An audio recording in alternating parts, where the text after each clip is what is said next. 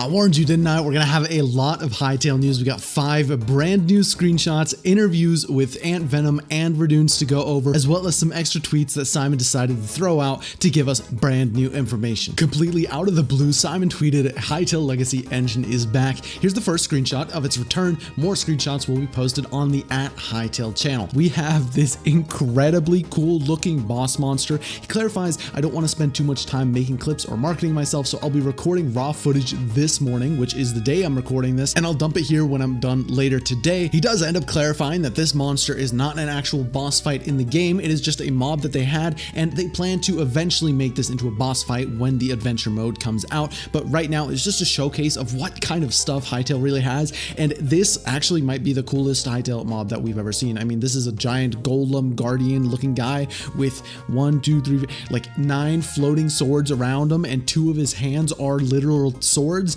I mean, hello? That is aura in a character. That's not the only thing we got. We also got a brand new fire skeleton with a new weapon. If you notice that, this is a double lance. I don't know what the name of it is, but it's really damn cool. You can probably have like a really cool spin attack. Maybe even it deflects arrows. There's a lot of cool possibilities with this weapon and even the skeleton. I mean, there's fire coming out of his helmet. That's not the only screenshot that we got though. We got a brand new Quebec as well, because Simon was on Twitter and he said, hey Budacat, which is the community manager, I want to see a Quebec.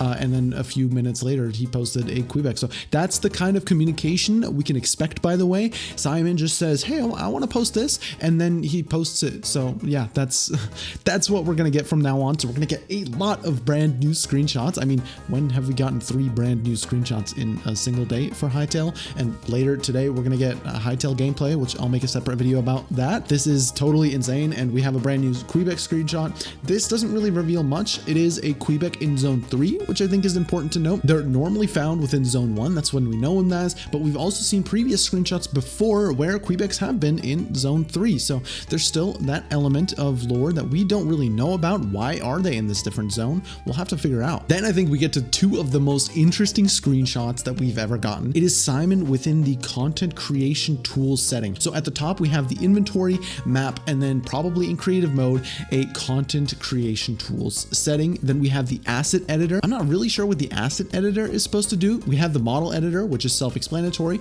the world gen editor, which we've seen a little bit of before, the world tools, which has the prefab editor. We've seen the prefabs before as well. There are over 10,000 prefabs in Hytale, including trees, different dungeons. There are so many prefabs, you'll probably be able to scroll infinitely on that. The prefab list is right underneath that. You can spawn an NPC, which we'll see in the next screenshot. You can spawn particles, which I think we've seen before too. I'll put up a video on that.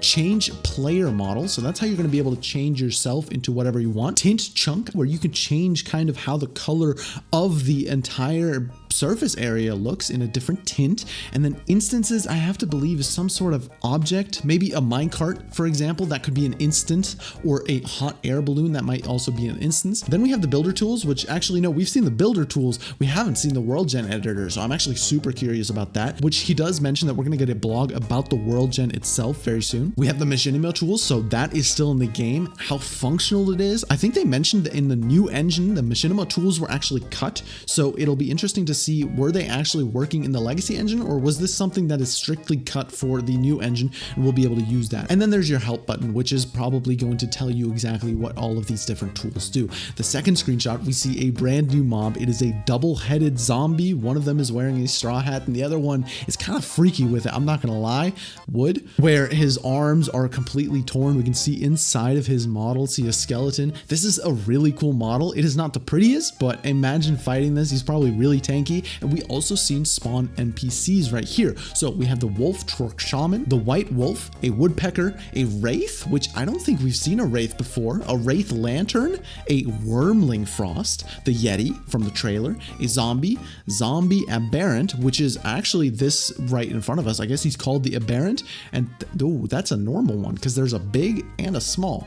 I guess there's a bigger one than that. Zombie burnt, frost, and sand. And then you can choose to rotate. You can choose to spawn in one. I wonder what the integer limit on that is. Can you spawn in just 999? can you just put 1,000 of these zombies in? I wonder if your PC is going to crash low-key. Then we had someone post on Twitter this very iconic dungeon battling scene. I think if you watched any Hytale videos, every single video has put this video in, and he says the current books/staves in-game are a bit boring, like shown in this clip, which is a personal criticism I've always had about this clip, is if that's the magic, that's kind of just a lame bow, if I'm going to be completely honest. But I'm glad Simon sees the same way, that this is just kind of a boring magic mechanic. He says we are importing some more interesting stuff from a branch we found, which I guess he's just digging through the files and being like, oh, we have a gigantic magic system, let's just import that. I don't know how you're just missing a giant magic system, but it's cool that they have that. We'll share soon, just waiting on some fixes and assets. Even found some cool totems, so we'll have some totems to play with too, maybe like a teleportation or a healing totem that you can place down. Very cool to know that the magic is also getting some love. I know the magic is a fan favorite and has kind of been forgotten over the years, so Magic Bros, you are so up right now. Someone asked Simon, is there a plan for Hytale to become a living world, like in the trailer where the fox was chasing a rabbit, which I'm sorry to break your heart, but that was a scripted and staged scene. It was all in game, but that was used using some of the animation tools available within Hytale. But Simon says the plan is for eventually predators to hunt animals, so that scene could become a reality within a few years. And this brings us perfectly into the interview he did with Redunes, where we find out some brand new information about the game, such as the living world, which means it's going to be a living, breathing world where if you do nothing, the entire world progresses on its own. That Quebec town is going to build itself up somehow, or this NPC has his own garden and tends to it every single day. But if we want that, we have to get there first. And how are we going to get there? Well, with a lot of updates. Expect weekly updates, maybe even every other day there's an update just fixing this bug or adding this new thing. He's not going to plan to do a Hytale 0.1 or 0.2. You're going to see a lot of decimals probably with the version. He said the biggest thing is just no more waiting. Once it's good and it's at a playable base, then we can focus on larger updates, maybe adding an Ultraverse planet or adding a brand new faction. But at the beginning, we're just going to add this and this and this, which is going to completely bombard us and always give us something brand new to play. Well, while we're playing that, the progression is brand new. A few weeks ago, there wasn't even any progression in the game. Right now, he says it's going to be easy to learn, but hard to master with horizontal progression.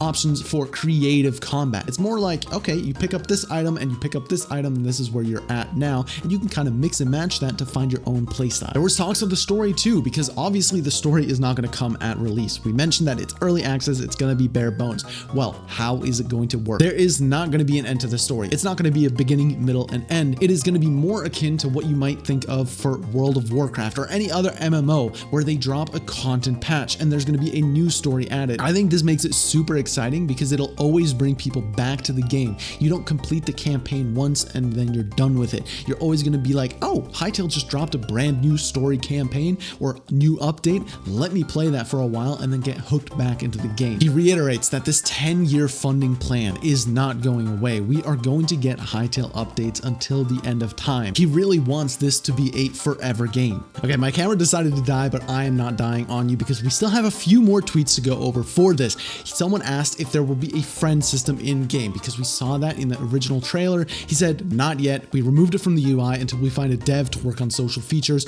Will be a priority after launch. So very curious how friends lists are going to work in the future. They're going to work to implement that as fast as possible, but as of right now, you won't be able to add your friends. You'll still be able to join them on servers though. Very important question regarding Quebets. Are the updated Quebets in the game? And he said adding them soon. Just got the files. They will spawn in a different place. You will soon learn. So that means both the old Quebets and the new Quebets are in the game and they're separate. Maybe he's going to add like a lore reason. Maybe they evolved into a new environment and that's why they're a little different, or it's just a different race and we can have like Quebec race arguments, and I think that's actually not a good idea to do. I mean, slavery's in the game with Scarix and Farron, so is it really that different? And then I'm gonna end this video off with an absolute bombshell for anyone interested in making mods or a server for Hytale.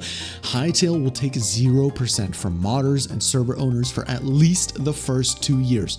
We will trust that they bring us players. That is all.